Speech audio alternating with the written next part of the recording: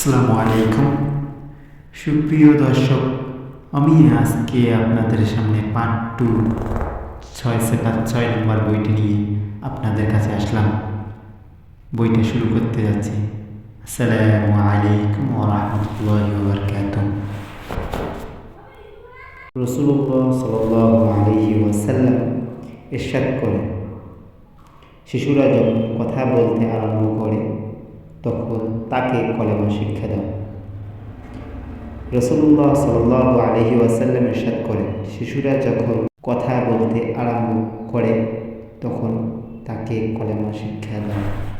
হুজুর পাক সাল্লাল্লাহু আলাইহি ওয়াসাল্লাম ইরশাদ করেন, লা ইলাহা ইল্লাল্লাহ হচ্ছে বড় কোনো আমল নেই এবং তা গুনাহ মাফ না করাইয়া ছাড়ে না।